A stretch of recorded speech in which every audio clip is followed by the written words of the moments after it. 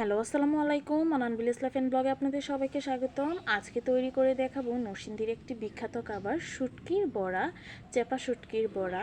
তো এটা বানানোর জন্য প্রথমে আমি চলে যাচ্ছি কচু বাগানে। বাড়ির পাশে কচু বাগান, ওইখান থেকে আমি একদম কচি কচি কচু পাতা নিয়ে নিব। এই বড়াটা বানানোর জন্য কচি কচু পাতা লাগবে। অনেকেই আবার কুমড়ো পাতা দিয়ে বানায়। কুমড়ো পাতা থেকে কচু পাতা দিয়ে বানালে খেতে বেশি ভালো হয়। আমি সবগুলো নিয়ে নিচ্ছি। এখন বাড়ির উদ্দেশ্যে চলে যাচ্ছি। কচু পাতাগুলো আমি ভালো করে ধুয়ে নিব। ভিডিওটি না টেনে সম্পূর্ণ দেখবেন এবং আমার চ্যানেলটিকে সাবস্ক্রাইব করে পাশে থাকা বেল আইকনটি ক্লিক করে দিবেন। এইদিকে আমি পেঁয়াজ, রসুন, আলু আর কাঁঠালের বিচি নিয়ে নিয়েছি চেপা শুটকি। এখন মরিচটা ভালো করে ধুয়ে আমি পাটায় দিয়ে বেটে নিচ্ছি। মরিচটা এরকম করে বাটতে হবে যেন বিচিগুলো আস্ত না থাকে। তারপর এতে দিয়ে দিচ্ছি পেঁয়াজটাও আমি ভালো করে বেটে নিচ্ছি। এরকমভাবে বাটতে হবে যেন একবারে মিহিও না হয় আরেকবার আস্ত আস্তও না থাকে।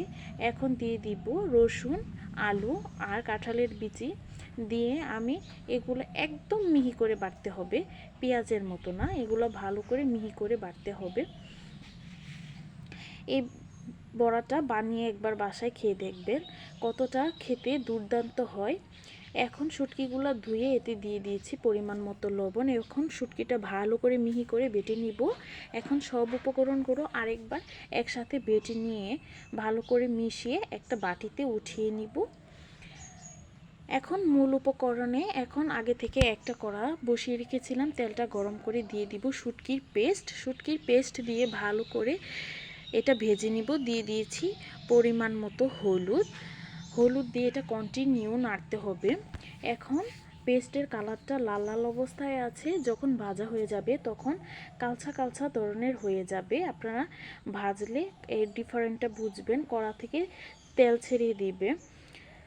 এখন নামিয়ে নিয়েছি, ভাজা হয়ে গেছে। এখন এরকম তাওয়া সবার বাড়িতে থাকে, আপনারা কড়াতেও ভাজতে পারেন। আমি তাওয়াটা বসিয়ে দিয়েছি গরম হওয়ার জন্য। এইদিকে আমি শুটকির বড়াটা কচু পাতায় দিয়ে ভালো করে মুড়ে নিচ্ছি এবং তাওয়ায় সেঁকতে দিয়ে দিচ্ছি। আমি আপনাদেরকে একটা দেখিয়ে দিই। পুরটা নিয়ে ভালো করে রোল করে নেবেন। তেল ছাড়া প্রথমে এটা সেঁকে নিতে হবে, না হয় ছুটে যেতে পারে। সেঁকে নিয়ে তারপর তেল দিয়ে এটা কম আঁচে ভাজতে হবে, না হয় উপর থেকে কালার এসে যাবে এবং ভিতর দিয়ে কাঁচা রয়ে যাবে। আস্তে আস্তে এটা ভাজতে ভাজতে এটার কালার চেঞ্জ হয়ে যাবে, একদম কালো কালো হয়ে যাবে। আপনারা অতিরিক্ত ভাজবেন না, ভাজলে ভিতর দিয়েও শক্ত হয়ে যাবে।